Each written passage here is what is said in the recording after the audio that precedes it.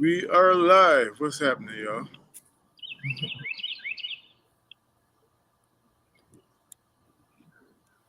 Good afternoon, everyone. Gonna take time to give y'all the opportunity to like and share this video. Give you the opportunity. I say opportunity because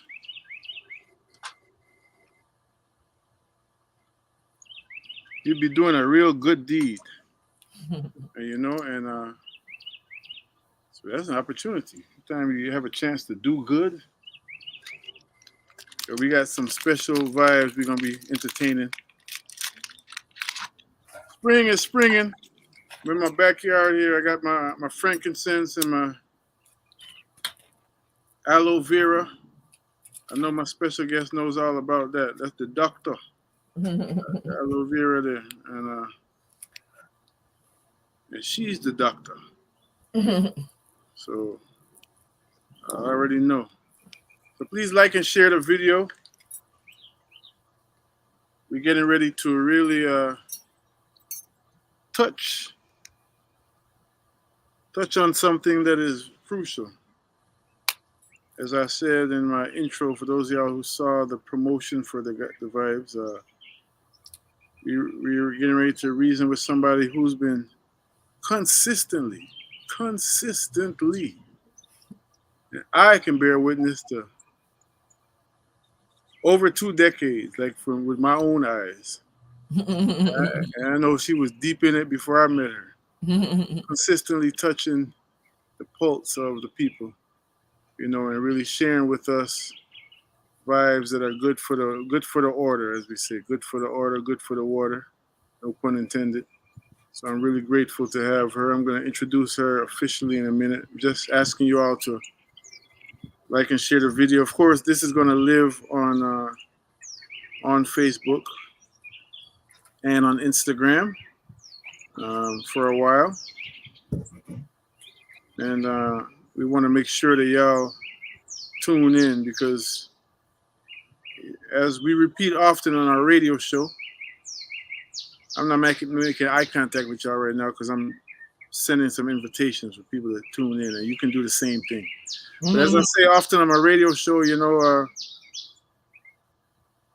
quote our elder, Dr. Clark, Dr. John Henry Clark, our Jegna, it's really a matter of, if it's not about our liberation, it should be thrown into the trash can of history, So anytime we gather, whether it's to laugh, whether it's to meditate on something serious, whether it's to get some tools for healing, there's always going to be some tools for healing, whether it's in the political realm, we're talking about our anatomy, we're talking about our spirit, whatever it is, that's what it's going to be. I hear them birds. I'm going to be quiet for a minute and send these invitations and let y'all hear these birds singing to y'all. I'm sure they're singing in your neighborhood too. We're going to throw it in the trash can of history. So we know that what we're focused on is our liberation. And so you all help us out by spreading the word. But again, we're not going to wait too long because this will be on your Instagram feed. This will be on your Facebook feed.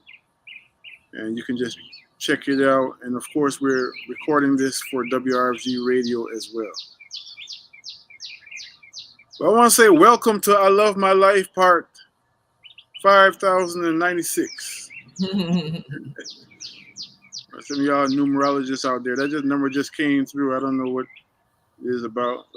Y'all can probably break down what that's all about. I'm grateful for my life. I'm grateful for the work that I'm able to do. It really puts me in touch with some really awesome people, people I admire in real life. And the sister we're getting ready to have a conversation with is one of those people. As I said, on a very personal level, I know her. She know my family. She know my children. She's been, in some ways, you can say, one of our family doctors since I haven't had children. And my baby, My baby girl is visiting right now. Shout out to Ina. She's getting ready to graduate from college. She's on her home stretch. You know, you know what I'm saying. But we're talking about Sister Eshe Faizah, the herb sister. When I met her, she was the herb lady, and it made perfect sense because we grew up. I grew up in this same city, Atlanta. I spent early part of my life from about 12 years old to about 11 to about 14, 12, 11, about 14 in Atlanta. And we all knew about the candy lady in our neighborhood. My teeth know about it right now. So when I heard about the herb lady, I'm like, hey, that struck a chord. It resonated with what we dealing with, what we know about in real life.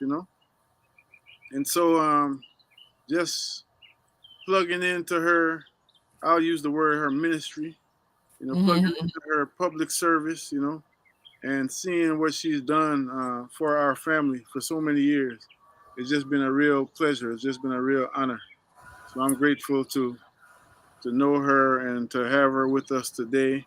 And it's one of them things, like they say about E.F. Hutton. When the herb sister talks, we listen. You know what I mean? She is tried and true. She's been able to be very effective in helping our people, especially our sisters, but our people in general. I'm speaking for myself and many others. Heal from some of those environmental toxins, and we're talking about the physical environment as well as the emotional environment that the white terror structure has produced in this world. So we're gonna get into it. She has something special brewing, no pun intended. So I'm really grateful. So I'm gonna give y'all some eye contact now and just sending the invitation to a few people, so you can tune in with us live and in real living color, and get pick up on some game, pick up on some game, some real life strategy, which is what I love about. One of the things I love about what the herb sister does is she gives us things in historical context. So it's not coming just out the blue, right? It's coming with receipts and it's coming with context. So want to welcome to the Ancestral Rock. I gotta remind myself that I'm being amplified, so I don't need to yell. I feel like I'm yelling. Want to welcome to the Ancestral Rock on WRFG, one of our long-term, long-standing supporters of our station, supporters of our community, supporters of our people, Dr. Eshe Faizah, the herb sister. Good afternoon. How you feeling? I feel fabulous. Thank you for having me. Give thanks. Thank you for being here. Thank you for being who you are, I'm like you. I'm very thankful to be able to be supported by the community and by life in my true self and my true path and what I'm supposed to be doing. I'm so thankful every day. Truly. It's a beautiful day in the neighborhood. Yes, as our brother Wanik said, and the weather's nice. I got my incense there. I got my little frankincense burning. Okay, you're getting a certain mood going. Yes, what do you mean? I got my aloe vera right here, the doctor. Yep. I was down in the low country for the last 2 weekends. Really, I was in Sapelo. I want to send much love to our sister Tina, who is always curating this beautiful space for our people, around food, Okay. Tina is a magic maker. And then before that, I was in Beaufort the weekend before that at the annual meeting of the National Black Food and Justice Alliance. Okay. Who, in many ways, standing on your shoulders, And so okay. I was at a farm.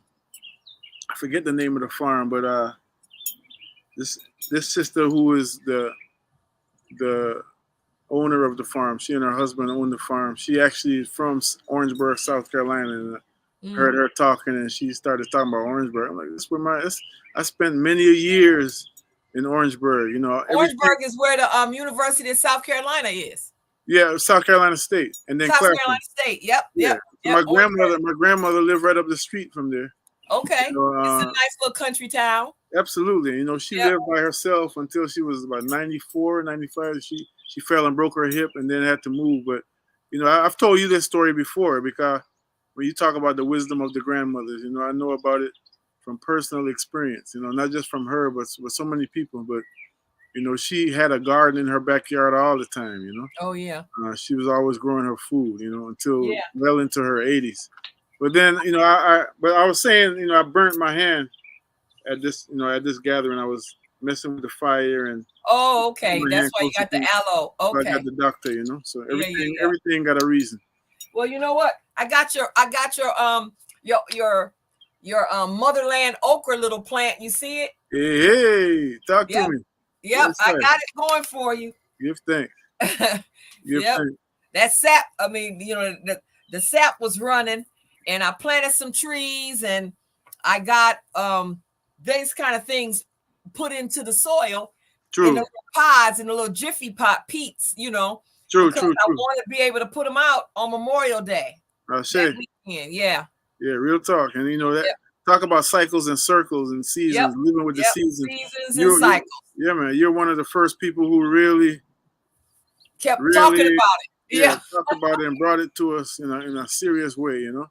Yeah. I'm grateful for that. I'm thinking about, you know, it's difficult for me not to plant by the moon now. And Yes. sometimes you just have to just do it, you know, just do it and just let the Ashe speak for itself, you know. Right. It's difficult But you know what? Once you start living like that, it automatically comes to you, and you doing it without even realizing where the moon is, because you're being directed by it, because that's how you've been living, you know? Right. Yeah. So it once you get on that track, it's an easy way of living. It's a easy and a true way of living. You're moving with the momentum instead of trying to swim upstream. Right. You know, and that's a big thing in itself. Right. So we got a lot to talk about. You know, spring is springing. Before we even get to the main subject at hand, I just want to get your reflections about, you know, this season that we're entering in. We're just coming out of the gestation period. You know, and it's been a bumpy ride in terms of the weather. You know, for the past few years. I remember when COVID hit. That was one of the first times I had a springtime that stayed level. And I level rise to the heat instead of what has been happening for so long, you know, for at least 10 years. It'll start off in a balance and then spike all of a sudden. Yep.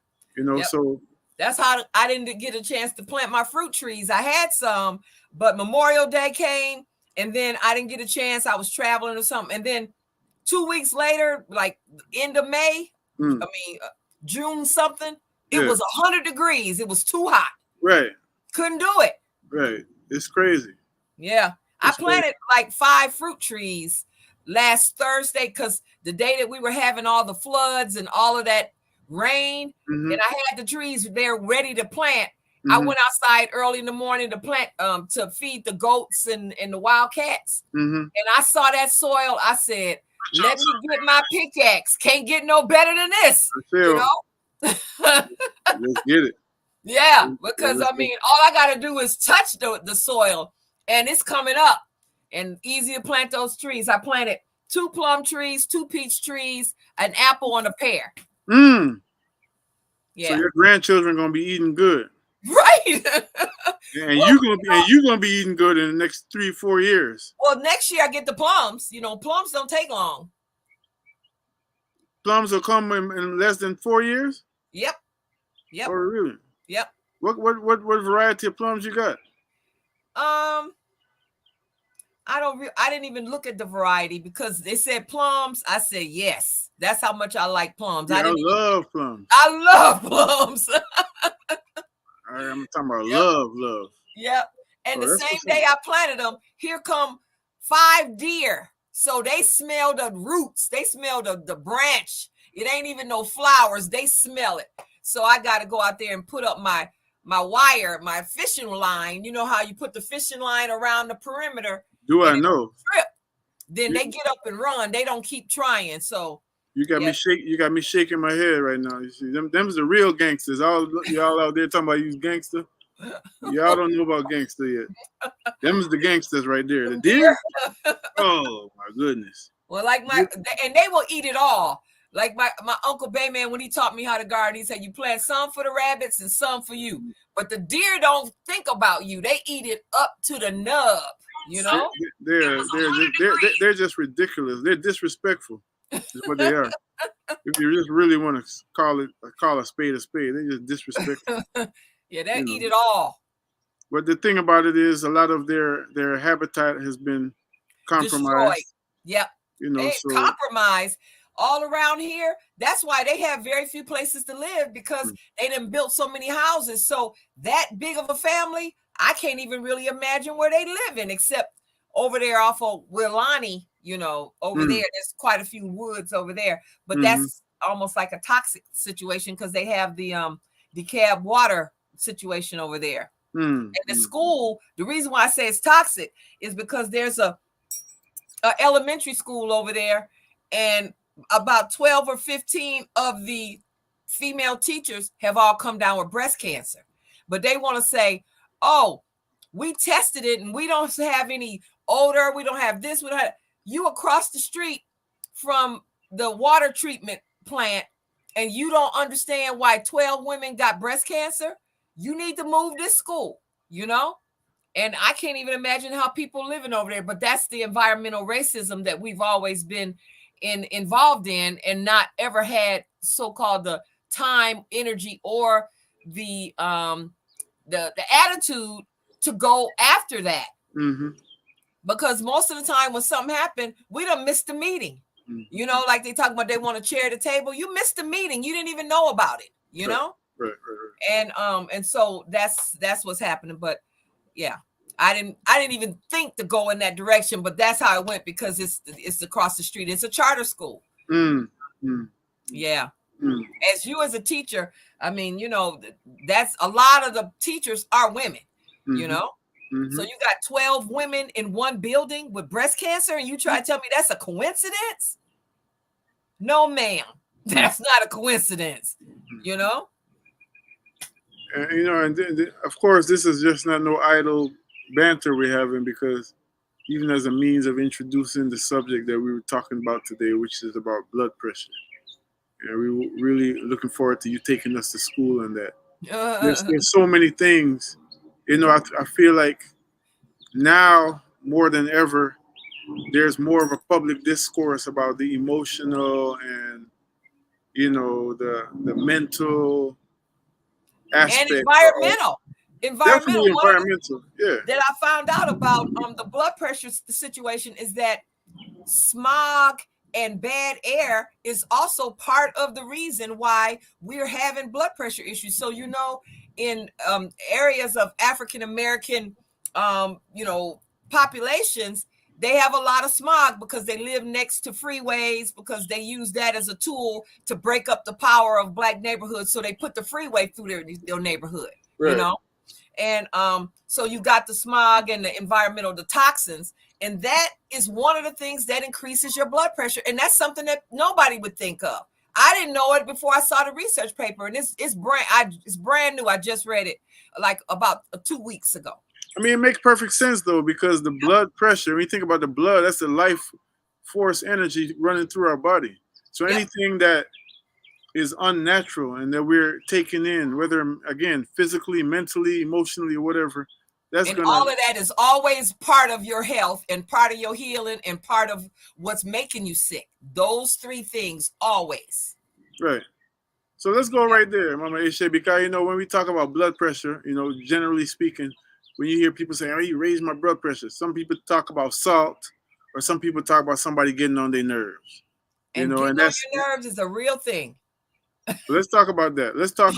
Getting on your nerves is a real thing, because emotionally, there's a whole process that goes on in your body when you get excited or when you get moved emotionally. Like even if you wanted to cry, you're gonna feel things going on in your body.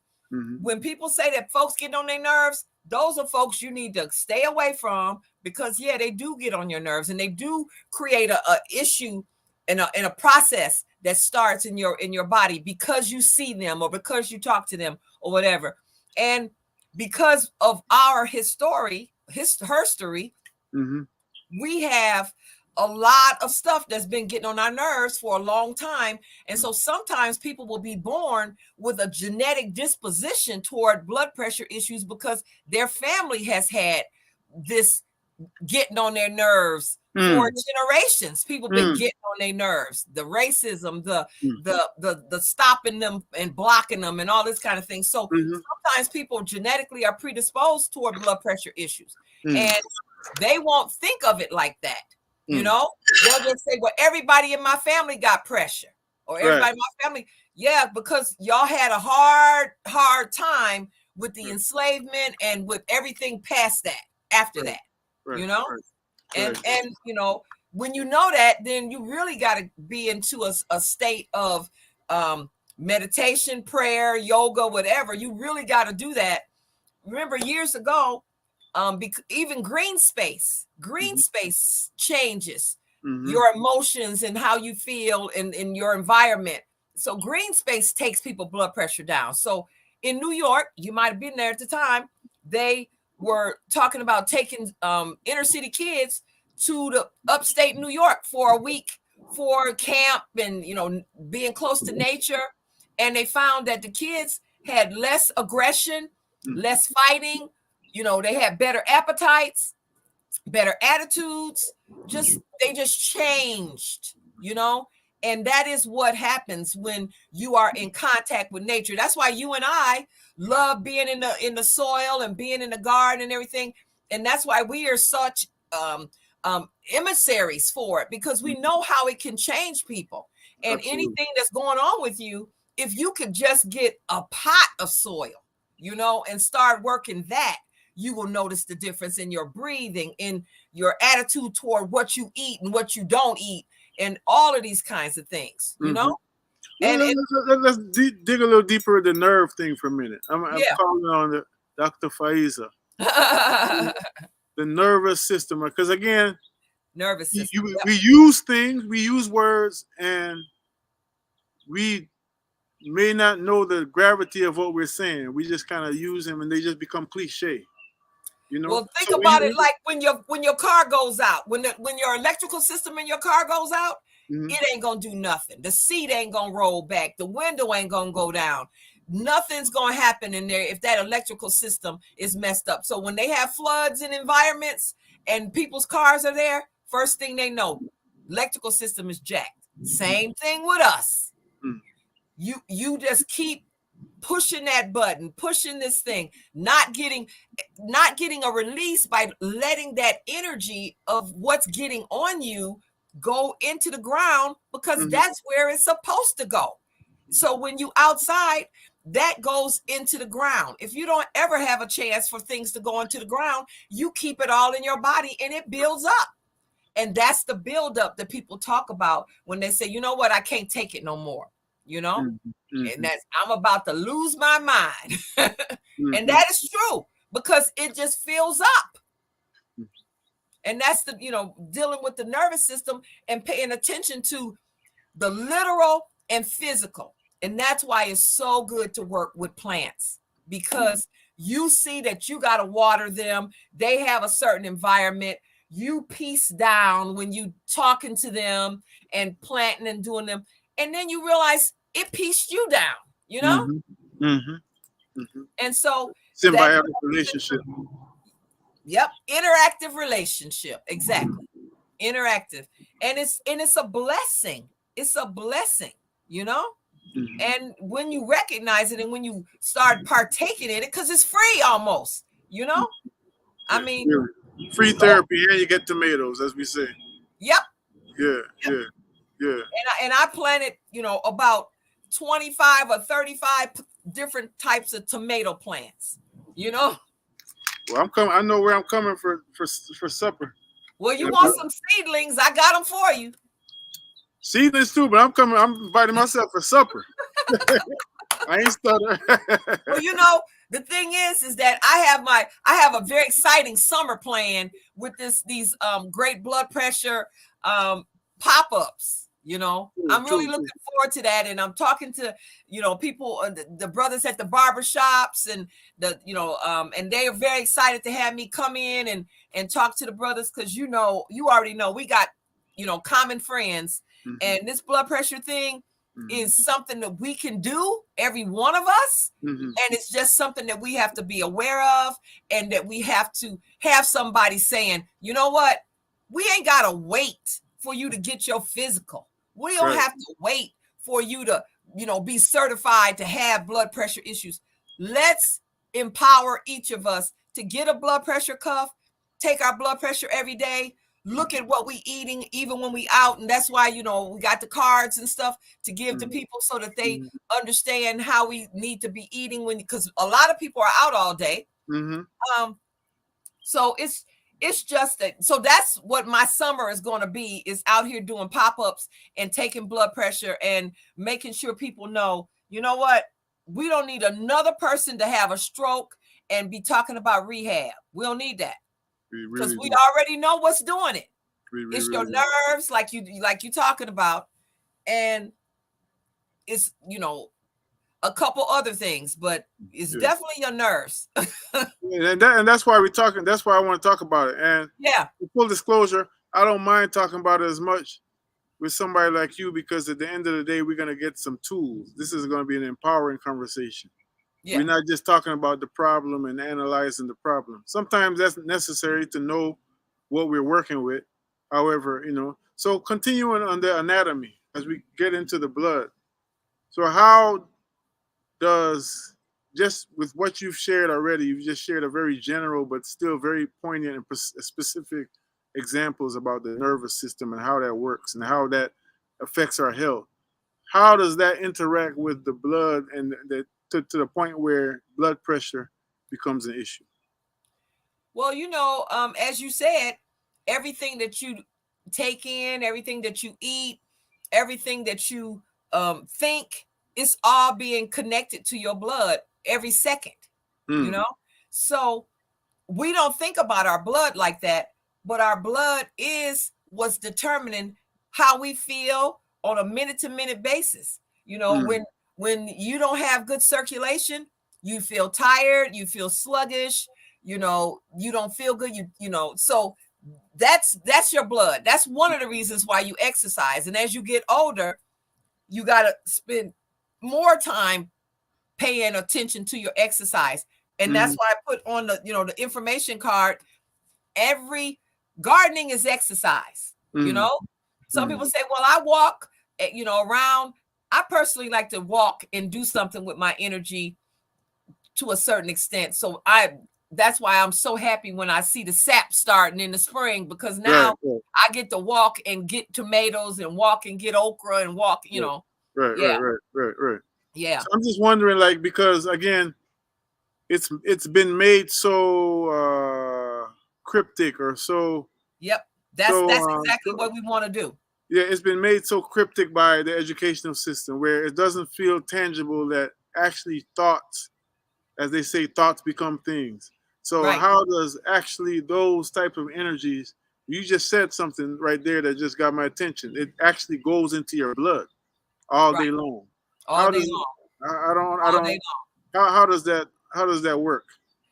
Well, you know what? The thing is that everything that we do is being absorbed by us mentally, or absorbed through our pores, the types of chemicals that you use in your house, on your skin, makeup, hair products, all of that stuff is being absorbed through your pores, and it's going directly into your bloodstream, And when you have things going directly into your bloodstream, depending on your constitution and your makeup, that is where your toxins begin,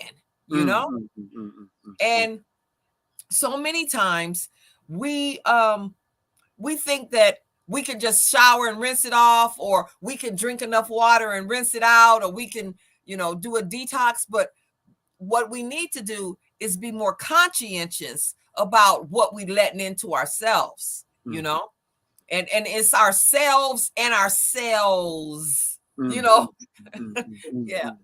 So, it is, and it's so much of the toxins that's why I say on here, if you're gonna be out, and you have to eat something, and most people have a certain places that they like to eat, but this informational card that I was providing for people is telling you what types of things you want to look for when you're out there, because you are looking for what's going on.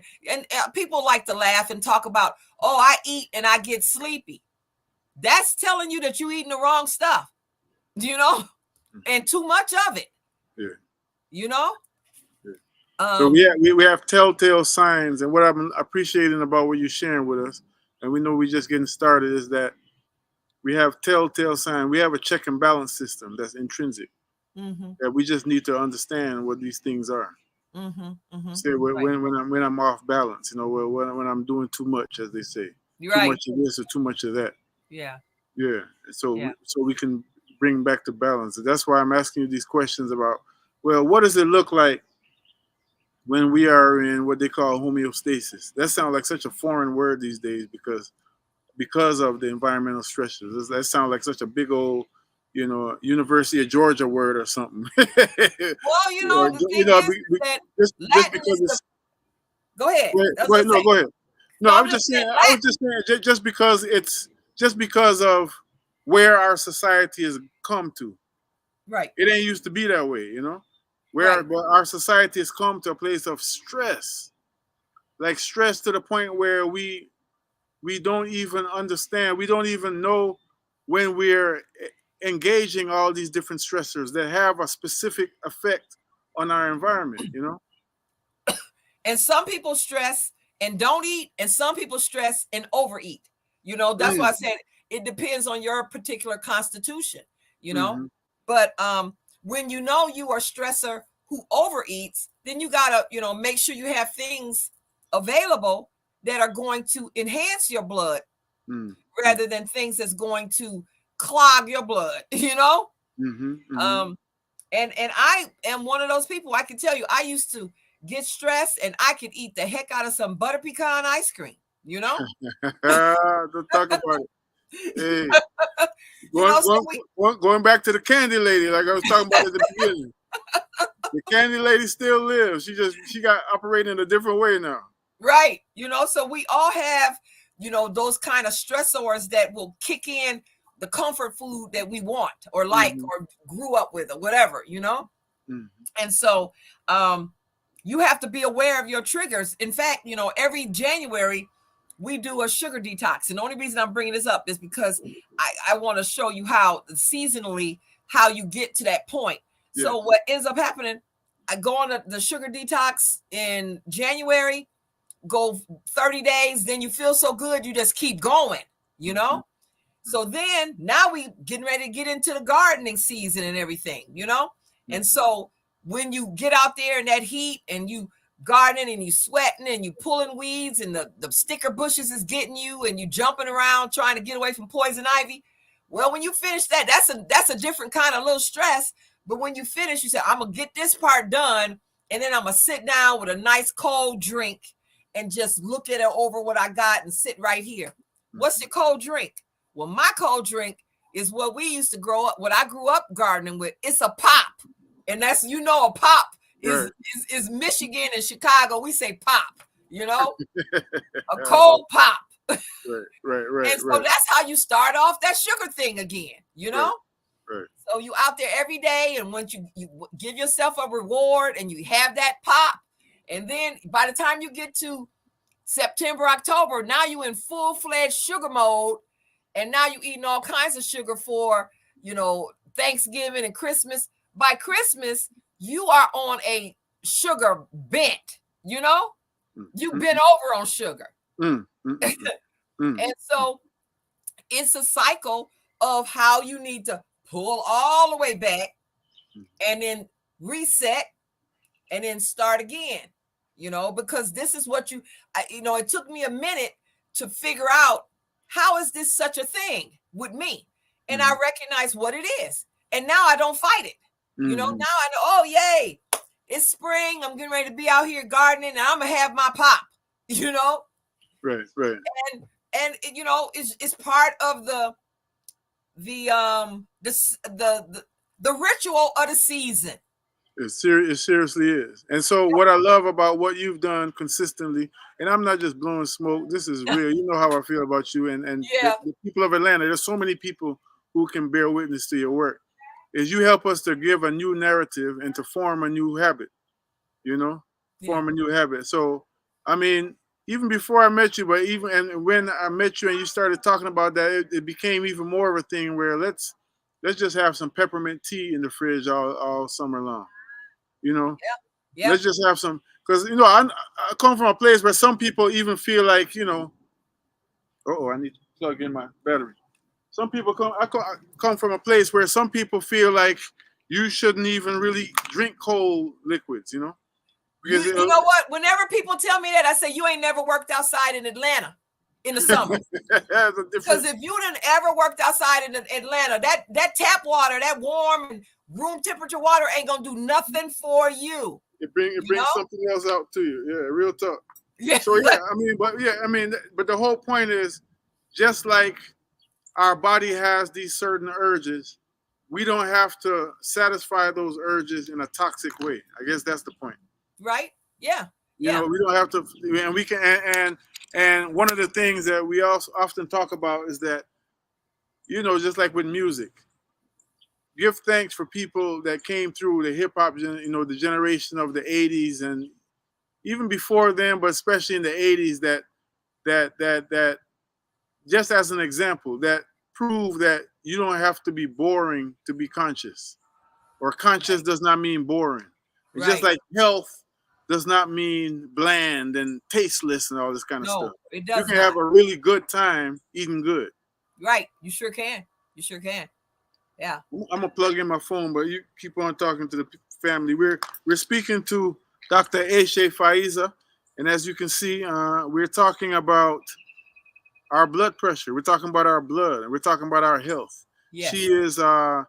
is setting off a movement this summer, Yes. Dr. Herb Sisters Herbals, the Great Blood Pressure Movement, which Right. is an empowering system of good food, effective herbs, simple exercises like yoga, swimming, meditation, and monitoring and logging your blood pressure daily. Just start off again a little bit more embellishing about the good food. What does that look like to the herb system? You know what it looks like? It looks like eating out of your garden. It looks like, if you get a raised bed and you're able to continue, like, to plant everything in your garden, that you're going to be eating from that on a daily basis. Once things, like I said, I planted like 50 tomatoes. So True. that means I'm gonna be eating a lot of tomatoes this summer. Tomato salad. I'm gonna be finding stuff to do to tomatoes. I'm gonna be juicing tomatoes. Right. You get an excess of something that's good for you, like you just said, and you got plenty of it. Yeah. So then, like, say for instance, I got a bunch of cilantro. It's still there because cilantro is a cool weather one, but it's still there in the wine barrel on the side of the house.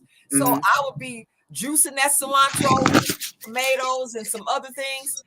So this is what it looks like. You going toward the Mediterranean diet. You're doing extra virgin olive oil. You're doing a lot of vegetables. You're doing a bit of fish if that's what you do. And you know what? There are certain times in your life where you got to do this. Otherwise, you are not going to be looking good, and you're going to wonder why. And those periods of time that you must have it. And I just have to tell you, because I've always talked to, is when you are pregnant. When you get to a certain age, as you transition, you need to have that higher level protein. And you need, I like salmon, so I eat it almost every day. But and that will make a difference in your muscle tone and how you look, how you feel, how you think.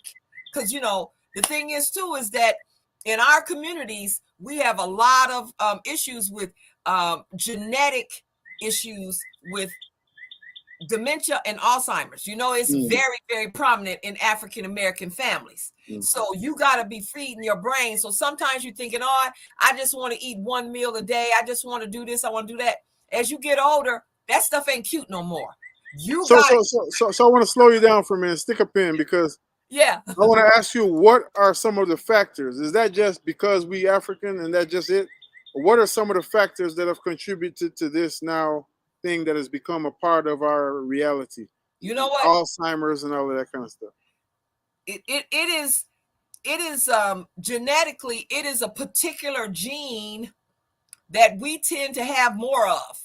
Just like the Ashkenazi Jews, they have a whole range of diseases only them have because of that group.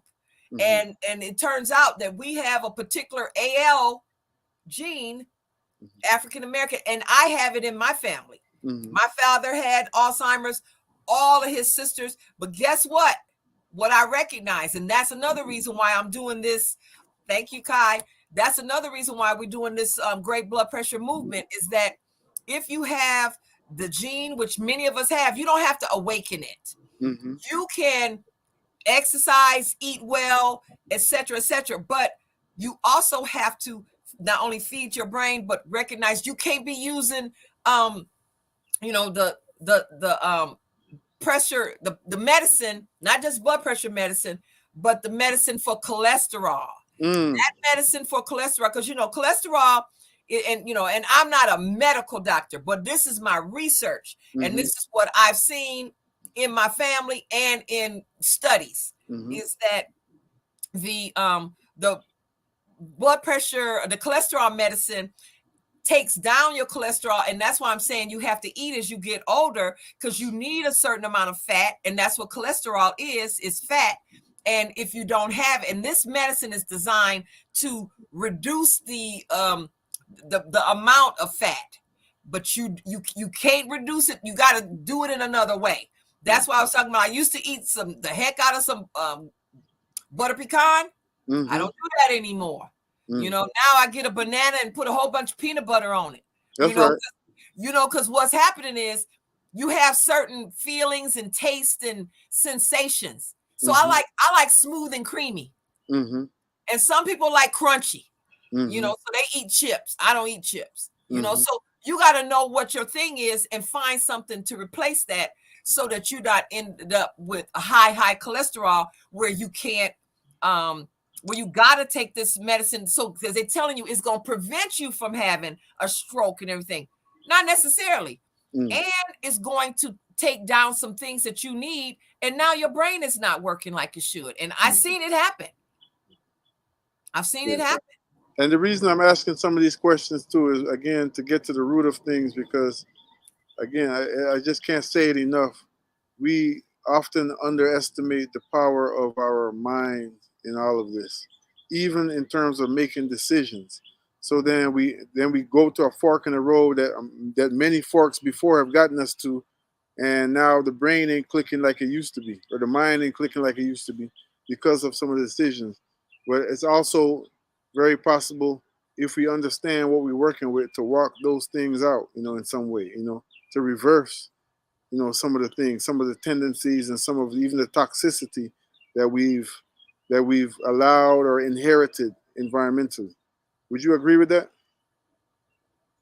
Allowed or inherited environmentally. Yes. Well, I'm just asking about the part of that it's possible to reverse some of that. Well, you know what? People know that, and this has happened in a lot of different situations. Even you could be a smoker, and then when you stop smoking, you still can have the same kind of issues as a smoker, unless you do those seawater rinses and all that kind of thing, because seawater will heal a lot of things, and that's why people make a pilgrimage to the sea, because they need that for the healing of their skin. You get some in your mouth and your lungs, and you get stuff out. I mean, there's a lot of things that can happen with other natural things, environmental blessings that we have access to, and so we have to recognize that. And I remember my daughter, when she was little, we used to live out there in the country, so you got mosquitoes galore. And then when she would get so many mosquito bites, she says, well, it's time to go to the beach because look at my legs, She knew she knew the healing. Yeah. She knew. She knew. She said, "I need to get into the ocean. I need to get into the water, and my legs will heal, and the marks will go away, and the whole thing, you know." Yes. And that's one of the reasons why I take Epsom salt and a sea salt bath every single day, you know, because I'm not waiting for that once a year trip to the beach no more. Right, right. I'm doing it on a regular, to balance the thing out. To balance your skin and everything, it just makes such a difference, We're talking to Dr. Eshe Faizah, otherwise known as the Herb Sistah, long-standing servant of our people, community servant, womanist, black woman, boss lady, mama, you know what I mean? All them things there, and healer, and so we're grateful for you, your presence in our world for real. And we're talking today in particular about what she has, she's established and she's set off that is going to be happening all summer, this blood pressure tour. What's the name of it again? The Great Blood Pressure Movement. The Great Blood Pressure Movement. And of course, one thing leads to another in the conversation. Greetings to everyone joining us in the chat. We see y'all. Please do your neighbor a favor and share this. Share this. Let people know we're on, and we're talking about something that is very practical and has real tremendous connotations for our everyday life. You know what I'm saying? Yes. And make sure let them know this is solution-based radio. We're doing this for WRFG Radio. Of course, those of y'all joining us right now on Facebook and Instagram, thank you very much for joining us. So, Dr. Eshe, when it comes to another level of this environmental racism, we've talked about a lot of it so far, but I want to kind of dig deeper into each one. Let's talk a little bit more about not just environmental racism, but the environmental toxins, we can say, that environmental racism has helped to produce. Let's talk about the emotional toxins that we carry with us and how we can filter those out and eventually, work them out of our system. I know that you do a whole lot of work with women in terms of eliminating fibroids. And, for me, as you know very well, and I guess most people who listen to the radio show know, I look at everything. I tend to look at things and what is the emotional, what is the spiritual root of that? We've had this conversation before about how, for instance, a lot of the science suggests that with fibroids, it's holding in of our emotions. It's not voicing our true voice. Just like with prostate cancer, which is something that has been ravaging our men for forever. It's guilt and shame, you know what I mean? And all these things. I tend to look at that. I don't know if you see or if you agree with those in terms of those being at least part of the root cause of those issues. Yes. I think that when we're working with fibroids, we're working with, yes, people are holding themselves down on their creativity. They are also being held down with the patriarchy. Mm-hmm. That's a big one. Huge. That's huge. Mm-hmm. And they also are not actually working their creative self. And sometimes they've also been sexually abused. So there's a few things there with the womb issues and the fibroids, and all of that is emotional. I have to say that a lot of times that when I'm working with women, they are so emotional that they come at me, and I'm trying to help you, and I'm like, sis, I'm your friend. I'm here for you. I'm trying to make it work for you, But that's how keyed up they are to fight, but they're not fighting the right people. So and I must say, even as a man, a lot of times we'll take that and be like, "Oh, you just being too emotional." But there's a root to that. You know, I think of a movie that really speaks to this in so many levels. Kirikou and the Sorceress. Okay. You remember Kirikou? No, I was so busy for many years. I didn't see no TV. Yeah, No. Kirikou. It wasn't on the mainstream. I'm gonna send that to you when we get off. Okay. I really think you would really appreciate that. Okay. I don't want to spoil it for you. But those of y'all who out there know about Kirikou, Okay. You won't uh, spoil it for me. I'll watch it. the she was like the sorceress was like the Wicked Witch of the West. Okay. Long story short, Kirikou, this young man who at the beginning of the movie told his mama, "I'm ready to come out, mama." That's who Kirikou was. Okay. Okay. So what I mean? Yes. That young genius, that African genius Okay. from his mother's womb, literally. But it just happened to be that she was acting so mean because she had a dagger in her back. Oh, wow. Wow. She had something in Literal her or back. figurative? Literal. Okay, so she's been living with that. But to me, it's figurative too, and that to your point. Right. To your point, I mean, a lot of times, we can just say, "Well, you're just being this way," and it could be the same way for our brothers. There's a root to everything. Most people ain't just naturally just mean and naturally just combative. Right. You know what I'm saying? And if I feel like if my assessment is, my opinion is, if we don't get to the root of these things, we're just gonna put some band-aids on for a minute. Tell the truth so you can heal. Tell the truth so you can heal.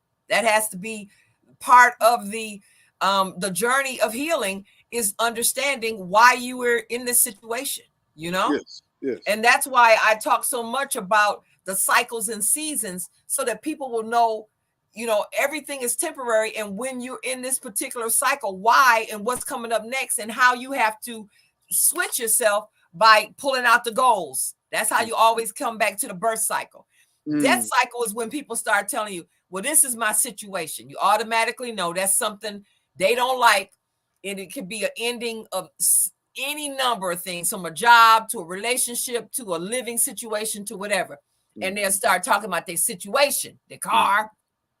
And then once you used to hear that, they're in a death cycle. Well, when you're in a death cycle, you immediately got to pull out your goals, because the goals are things that you're looking forward to. That's a birth. Mm-hmm. So then you go into that birth cycle if you start working on that, and then you go to rebirth, you go to another level, and then you go to life, which is just everything is cool. Like with you right now, everything is cool. You in life cycle, And so that's the kind of thing that people, I wish I had known earlier, because, you need something to look forward to whenever you in a situation, and how to get out of it, so it is true. The emotions are everything when it's coming to many of the things that's going on with us. And women's womb issues is all emotions, all emotions and hormones, but all emotions, Yeah. And like you said, men too, they have emotions, and they've been taught from the same patriarchy to swallow it, Yeah, patriarchy. To not cry. Yeah. And, it's a crime against humanity. It messes up everybody. Yep. To not cry. How can you not cry? You're human, Right. But in my family, crying is very out there. My dad used to cry in a minute. Right. Everybody in our family cries, So you just always know that you better have a big wad of tissue or a handkerchief or whatever, because it's going to be some crying within minutes. There's going to be some purging. Them is libations, man. them is libations. We're talking to Dr. Eshe Faizah, the herb sister. We're talking about something that she has going on, and she always has something beautiful going on. I think of our sister Karen Mason of blessed memory. She used to have on her email signature, busy is better, busy is good, but productive is better. Oh, right. I'm saying that about Sister Eshe. She's always productive. So we say she always got something going on. Don't just think like she's just out here, productive, and really with a lot of receipts for our people. So we're really grateful for your presence. Because I saw that lady who put up the comment, and she talking about she hopes to get her blood pressure under control, and she doing everything. It's either the food or she needs to take my great blood pressure tonic that I've been using for years with the truckers, because truckers, if their blood pressure is not within a certain range, they pull them off the road. So that's not happening for a lot of them. That's your money. So, you know, she needs to add the herbal aspect to it, because I know she's taking the pharmaceuticals. So she gotta, and this is my thing about it. I like people to know what's going on. Got to go to the doctor, got to figure out what's going on. But then you in charge. You can't wait to go to the doctor to take care of your body every single hour, every single day. You know, you have to do things for your body that the doctor probably won't even know about until for 6 months. You could have already been doing. You don't go and say, "Can I do this?" This your body. Right. You don't ask for permission. But that, but you touching on something crucial there, because what that takes is reworking. It's like the Wizard of Oz. Once they knew that, once they knew that the wizard was a little pussycat behind the screen, you know what I'm saying? Yeah. You know, but it takes reorienting our assessment and our idea of power, because we feel like somebody with a bunch of letters behind their name, or somebody with a bunch of whatever behind their name, or somebody with, you know, with a certain kind of skin or whatever, that is powerful. So then we ascribe, we divert, what's the word? We give all of our power basically over to them. Right. Instead of taking it for ourselves, you know? Right. So people are asking, where can they get the tonic? Of course, we can't mention pricing here, but I need I need you to drop your link in the chat, Sister Eshe, and then also verbalize it, you know. DrHerbSistah.com, DrHerbSistah.com, HerbSistah.com, you know, and as we get the dates of where we're going to be for the pop-ups at the barbershops and at the beauty shops and, you know, things like that, we will also put those there so people can, you know, come out. You know, we know that anything that you want to make successful in our community, you got to go to the barbershops and the beauty shops. Straight up. I was just thinking to myself, I know the brother's going to be glad to see you in there, talking that talk, you know, because I decidedly, I don't go in the beauty parlor. I don't have no business in there, but even though I got 4 daughters and, you know, all of that, but I just, you know, drop them off and keep on moving, you know. You know what I'm saying? I'll be back, you know, but I know how it is, you know, when we are in these gatherings, in these spaces, in these safe spaces, when we're able to talk. So this is a really genius idea. You're taking it right to the heart of the people. Well, as you always have. Yes. The thing is that when you want to do good, like you were saying earlier, you know, put this around. This is part of you doing good, you know.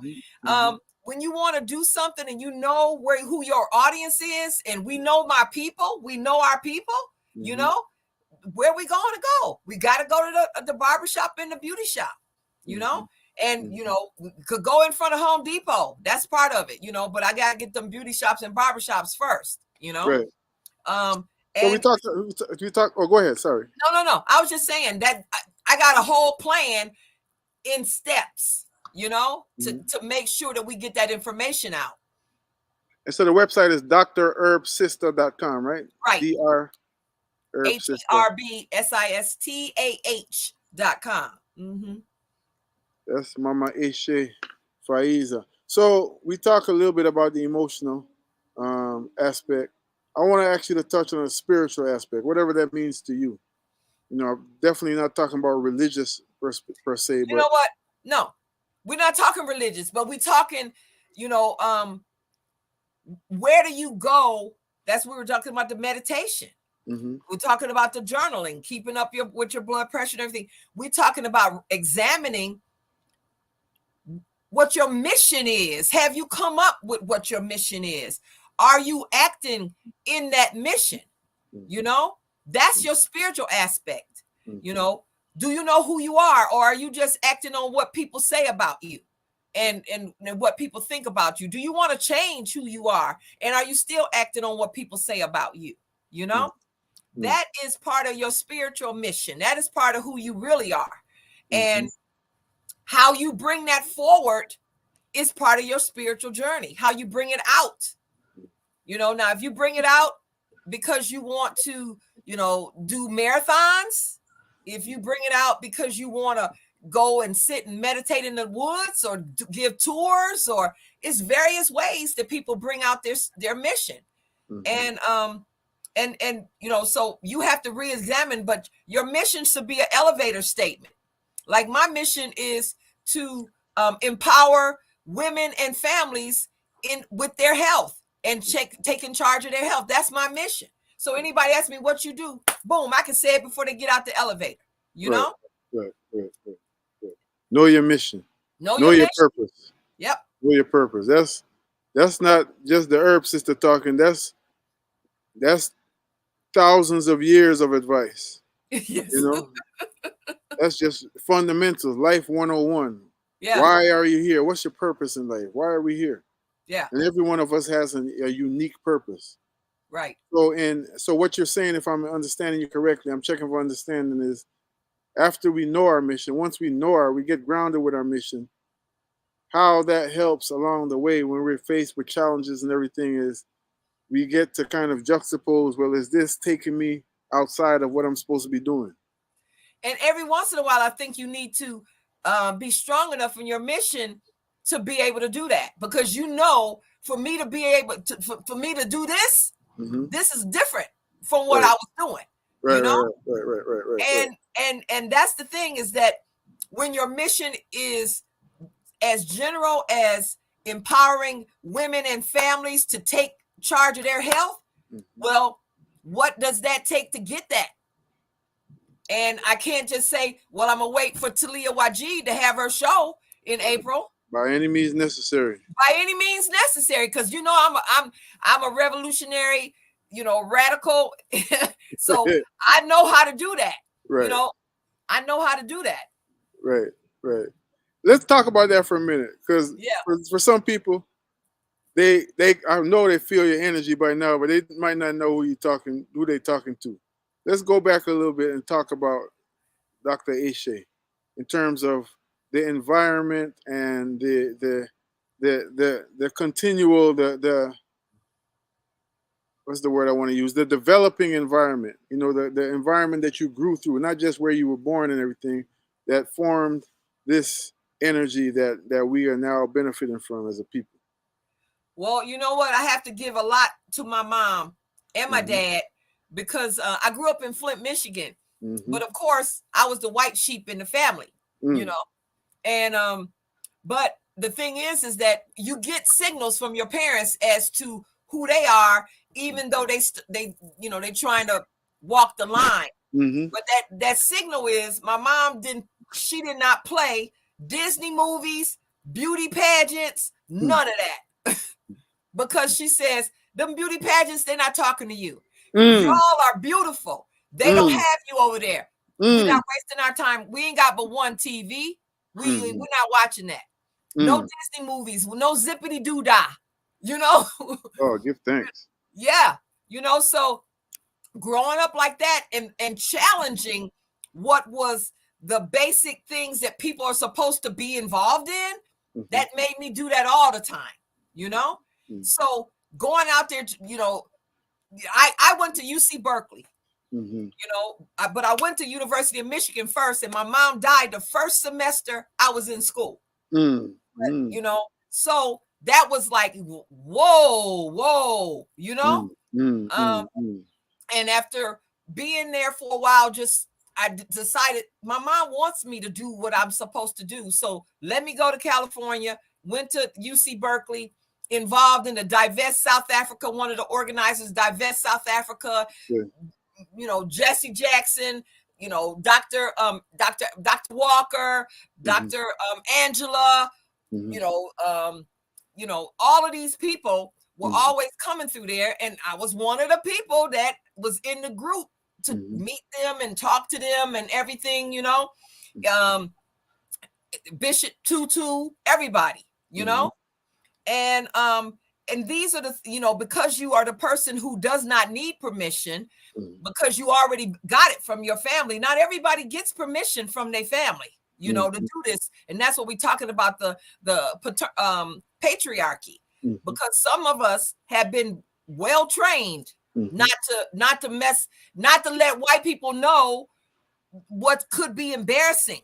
You know, people say, "Oh, I hope ain't no white people." What?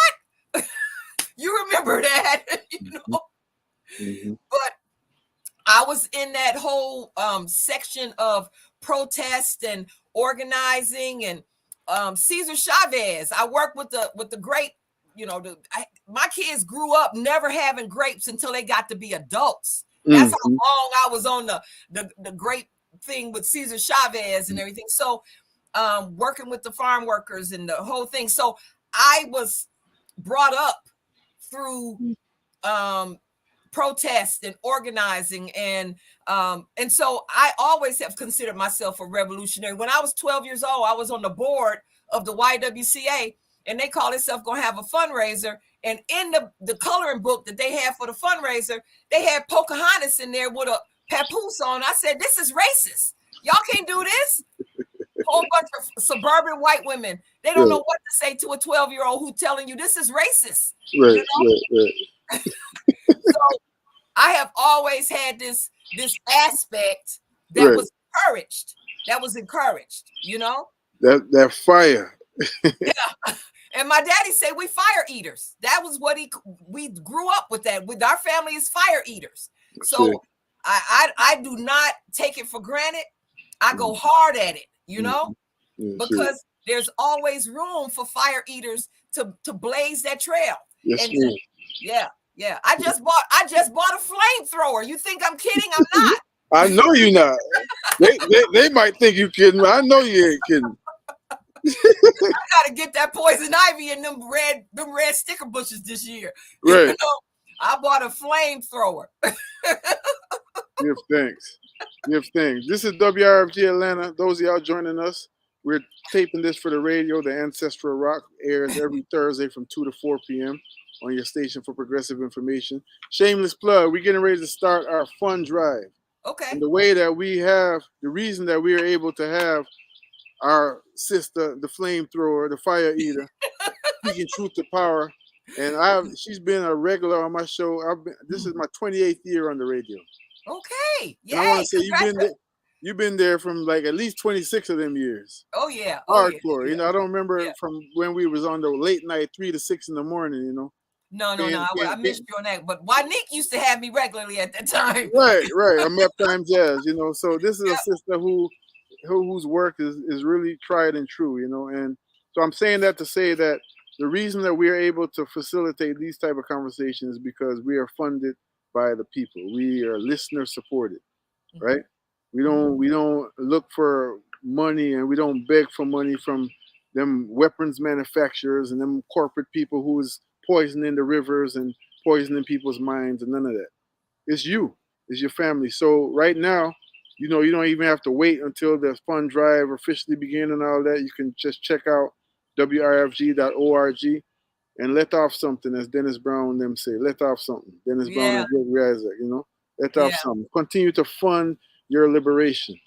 Yes. And I know our special guest would agree. It does something to us when we can feel some success based on something that we did, you know. When we, you know, that's what we were talking about earlier. I got thousands of babies on this planet that would not have been here without this type of work.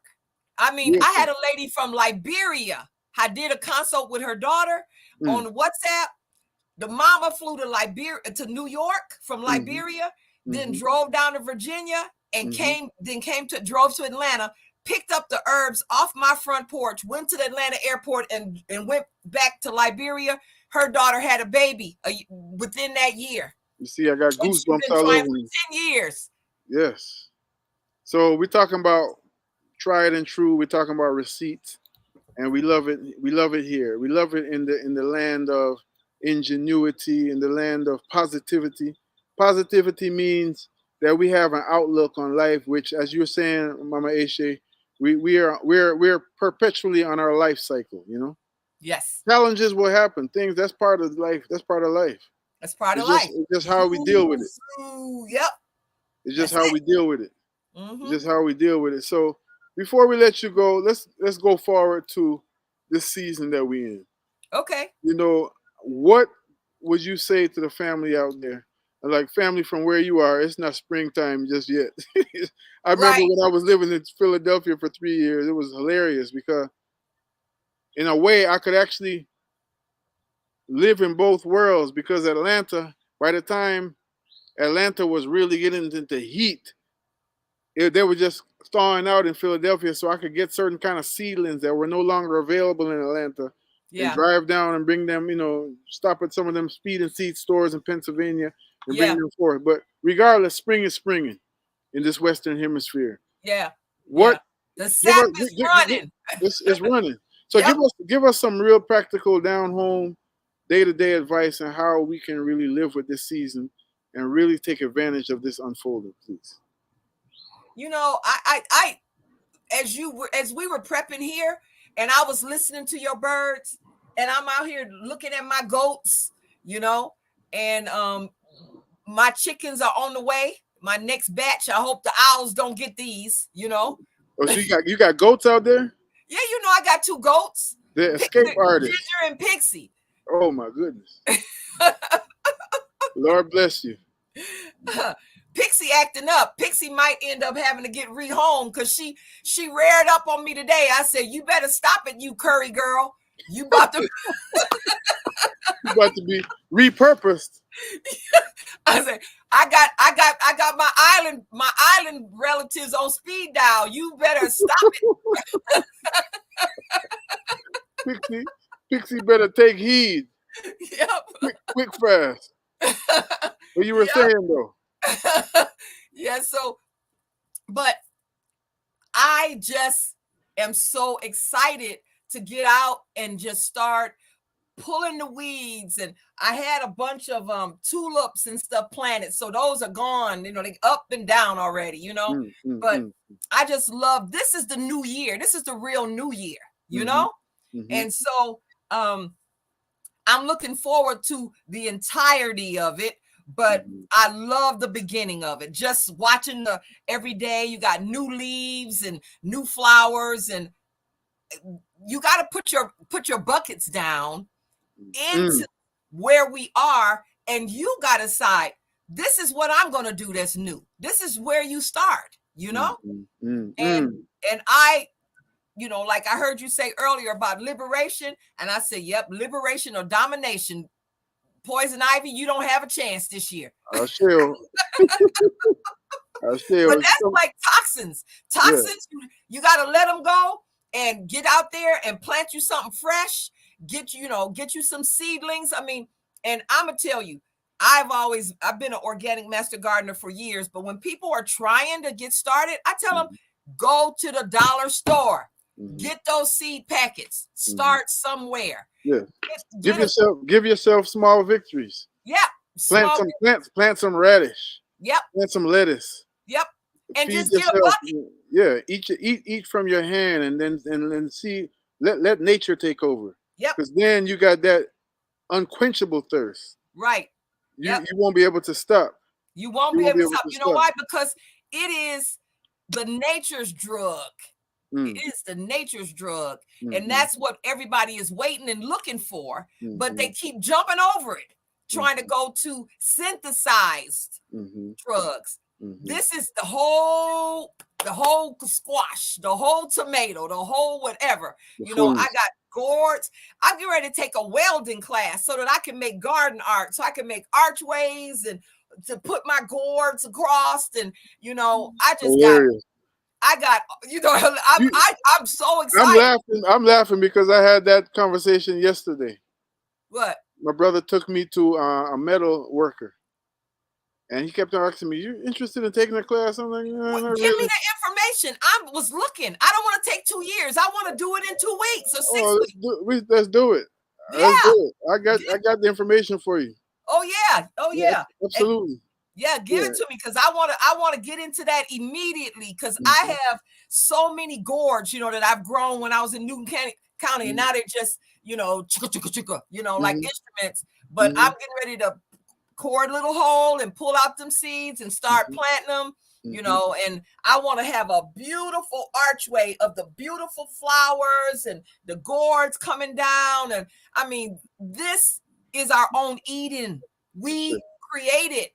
And this thing you create in your heart, you create in your mind, and you create in your belly. All of the best places, you know. Real talk. We're So, talking to the sister, the herb sister, y'all. Dr. Eshe Faizah. and you know what? Let them know that I will, if they give me notice or they request, I will do a pop-up for the blood pressure,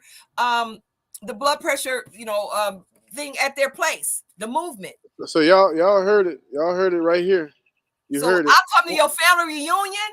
I'll come to your sorority, fraternity, because blood pressure, 50% of all of us got some problem with our blood pressure. You know?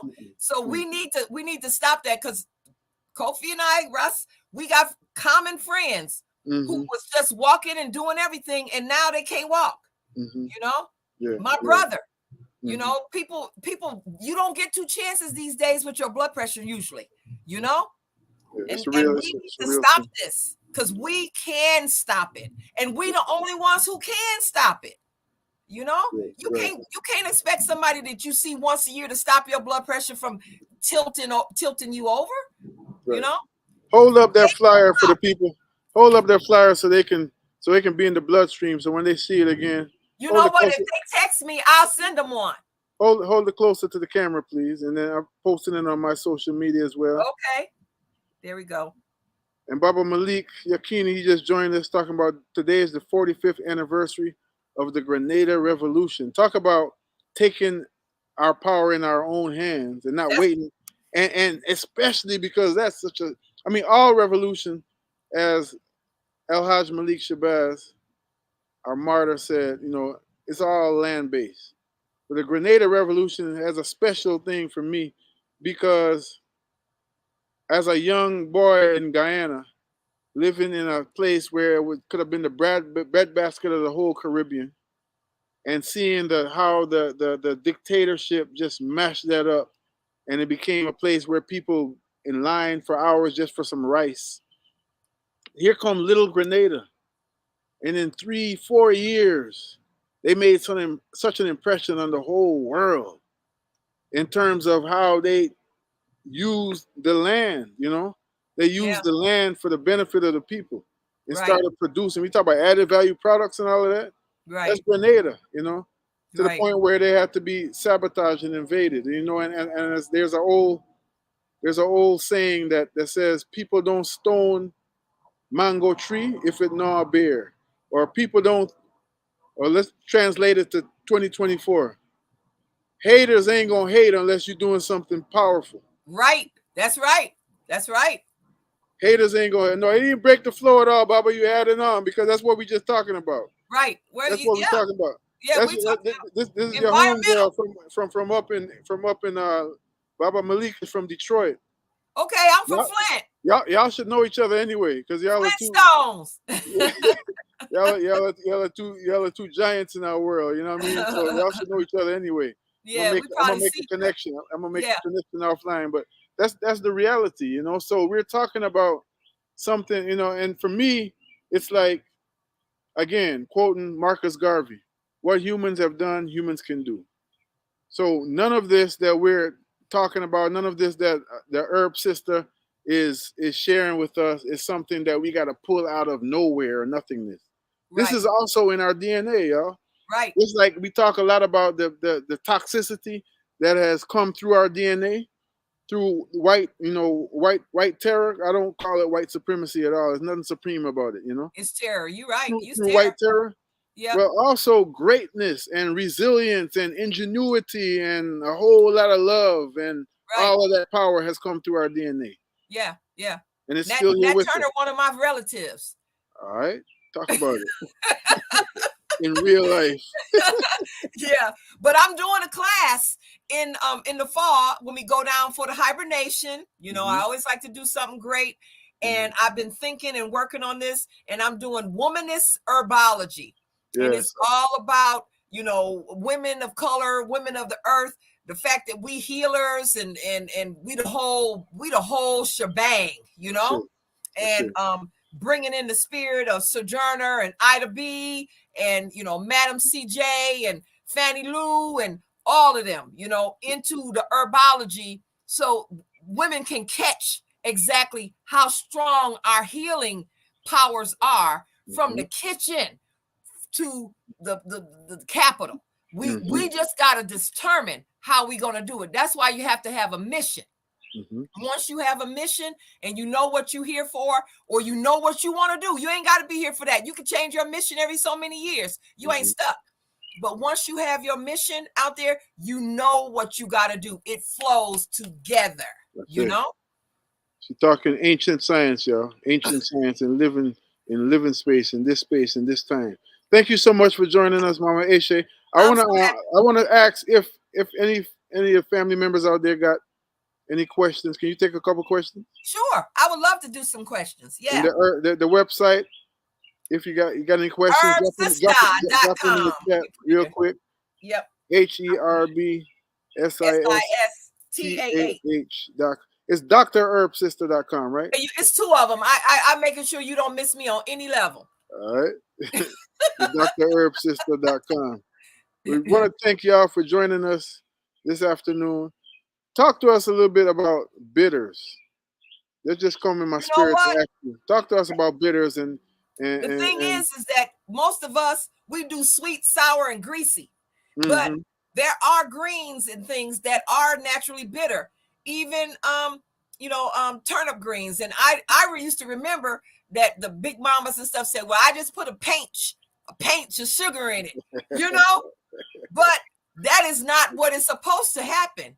Right. But when you got old greens that been out there for a long time, you got to do a lot to them, because I used to think that greens took all day to cook. But that depends on the, what I'm saying? Yeah. People used to have a pot of greens and it would be on for hours, but now I know. Yeah. Especially now when you growing it in healthy soil, it's tenderized when it come out.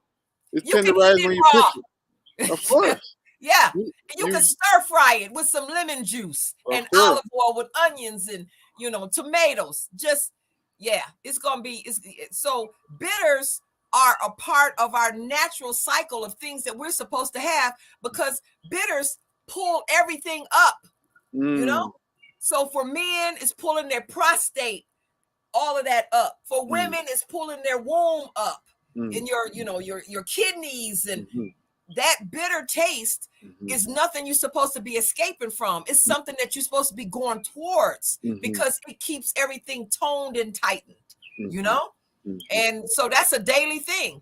And I know that, Island, that's a bitter, that they do that regularly, from the aloe to the bitter, in they drinks, to, the herbal bitters.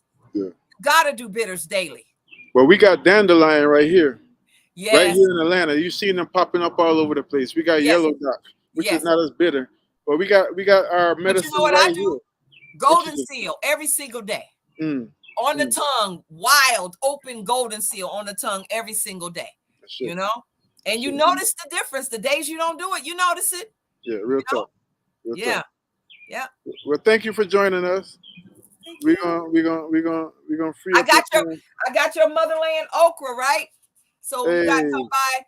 I mean, next year I have some seeds, and you probably will too, since you're getting ready to get this plant. I'm about to jump on it. This has been a year or so in the making, so I'm grateful. I'm a patient man. Patient man, right donkey. Patient man, right donkey. So I'm feeling the way. I'm looking forward to eating that okra this summer. Oh, me too. And you know what? You can eat the greens too. True. Yeah, greens. And then we need to get in contact with that brother. Which brother are you talking about? The brother down in South Georgia, the vet brother that has the farm, who brought this seed over. They don't have it in the catalog this year, so the seeds that I got for us last year is all that there is.